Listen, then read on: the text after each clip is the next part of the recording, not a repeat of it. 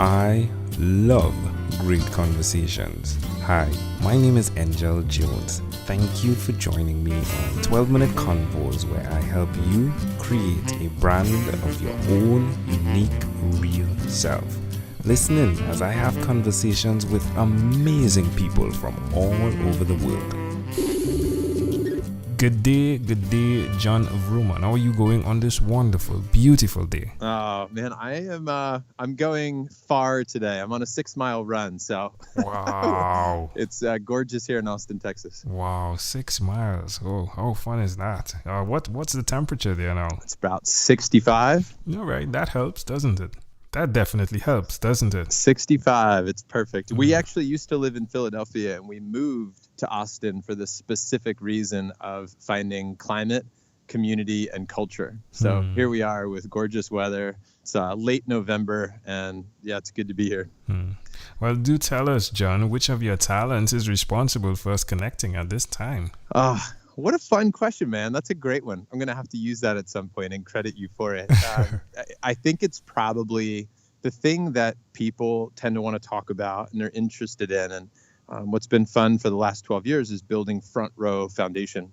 So my talent has been in putting people in the front row of their favorite live event. And we started this charity back in 2005 as an effort to help kids and adults who were fighting some type of life-threatening illness to go to the event of their dreams from the front row, and then to create a community that helps them live every day in the front row. So it's more than just a wish-granting organization. It's a life philosophy.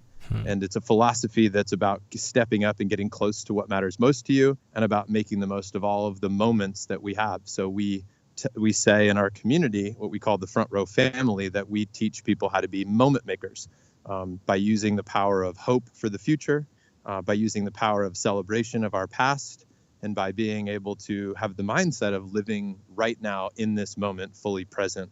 And so that's what we teach, that's what we talk about, that's what we try to live by, and I think that's why we're probably talking today. That's pretty fascinating. Now, there are things that you do that you communicate via the podcast that you do have as well, right? The front row factor. Yeah. Tell us about that as well. That's right.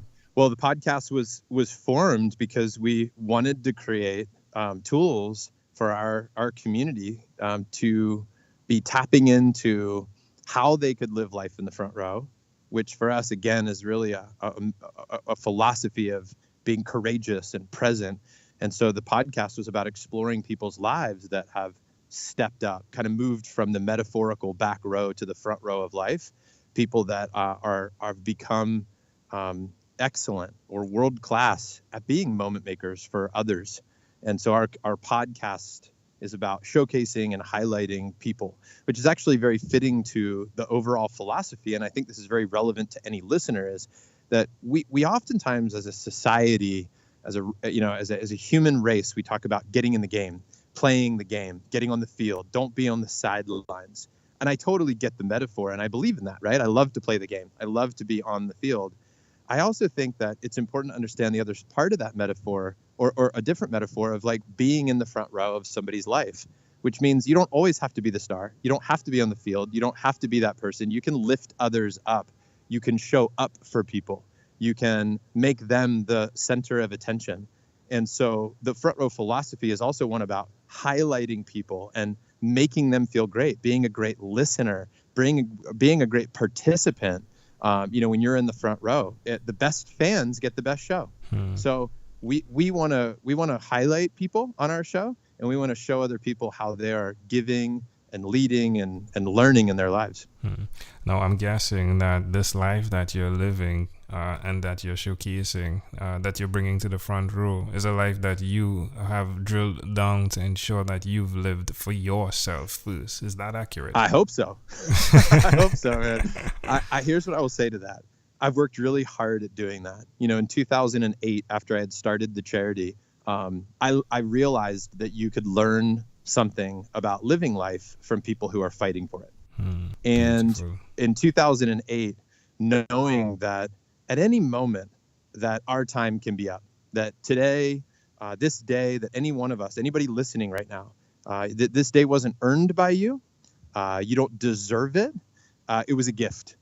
And to recognize that that I don't know how many days I have. Even if I wear my seatbelt and eat healthy foods and exercise, I don't know when my last day will be, right? And so knowing that my moments matter, when something's finite, it becomes more valuable. And we recognize that the world only has so much gold, or more relevant, when the world only has so much Bitcoin. people think, and that finite resource becomes more valuable. And I remember looking at a timeline of my life one time. I just drew it on paper. I said, here's birth, and I wrote a little dot, and I said, here's death, and I drew another dot. And then I said, there I am, kind of in the middle. And it got very clear to me that I had a certain number of days, and how was I going to live those days? So I quit my job. I was making more than six figures as a corporate executive. I had worked 14 years to get into this position.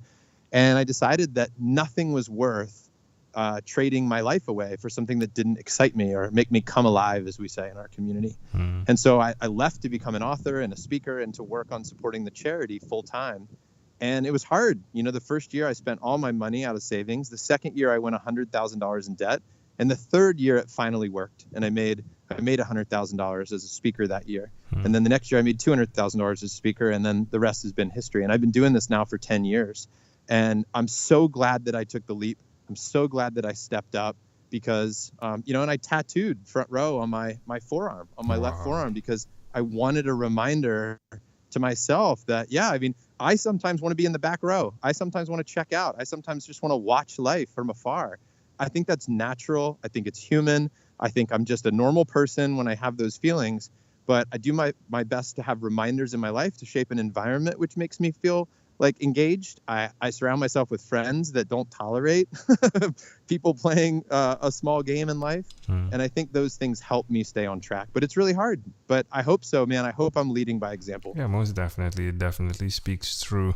Well, Jon, where's the best place for people to follow what you're doing, connect with Front Row? FrontRowFactor.com is our site. FrontRowFactor.com has our podcast. We've got more than 100 incredible interviews there.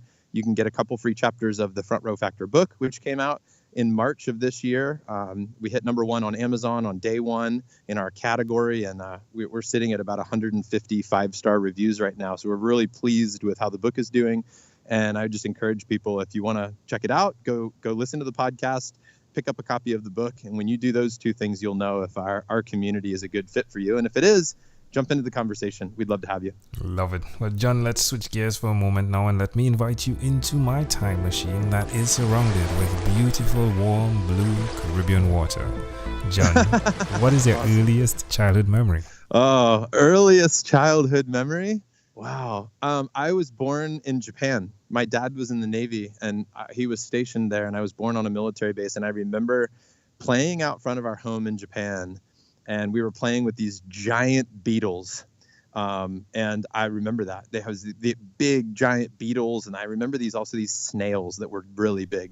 So my first childhood memory is playing with my friends in Japan at that time. How old do you think you were? Probably 4 or 5. Why do you think this memory is so clear? And how do you see it connecting to who you are today? Man, I didn't expect such good questions today. I'm impressed. I like this. That's a wonderful question. I don't know, except for the fact that I think maybe it's a metaphor. And if I see it now and I give you a gut reaction to it, it's that I appreciate the small things in life, the small blessings, the living things in life, the things that bring life and joy, and being a kid with a sense of wonder and exploration and connecting to nature, I think, is a big part of who I am today, and trying to see my place in the world and how we all fit together. But, I was once taught that you can learn a lot about a person by how they treat, animals, or how they treat people or things that can't do anything for them or can't defend themselves. And, are you a person of compassion, or are you somebody that, bulldozes through life? And so I've always wanted to be somebody that was interested and compassionate, and I think that's how it relates to my world now. That's amazing. Wow, you did an amazing job on the fly right there.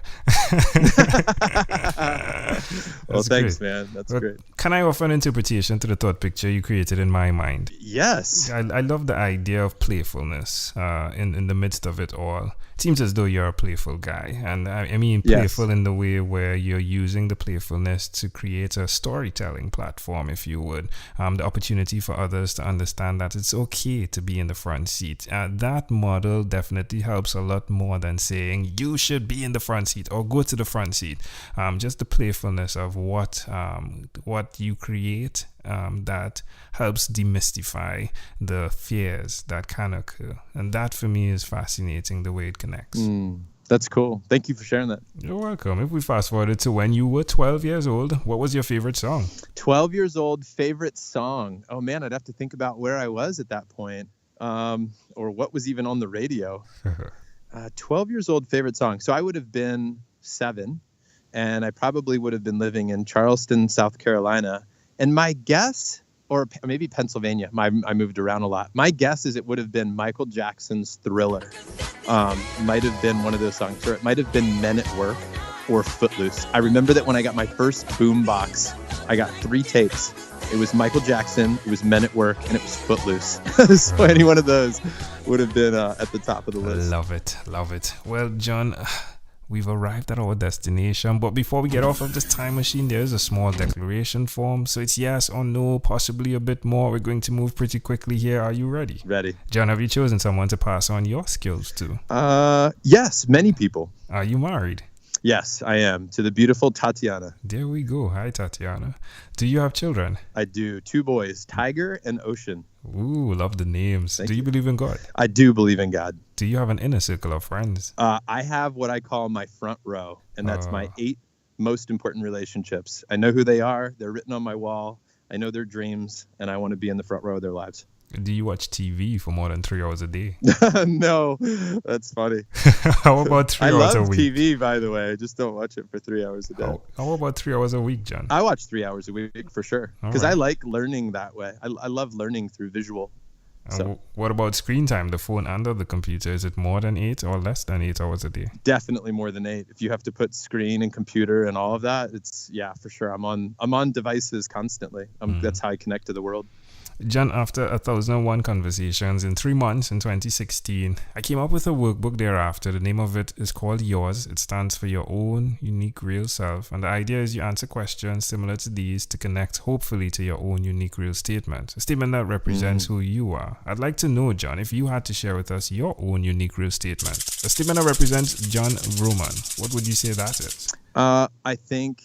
Yeah, that's again, great question. My initial gut reaction to that is I'm a moment maker. And I take it, I see that as my responsibility in life is to make the most of my moments for myself and for other people. That moments are just that until we make them something more, and that we have to create and build and appreciate and love in those moments. And so I view myself, my identity is that I'm a moment maker. Love it. They'll either pass by, or I'll do something with them.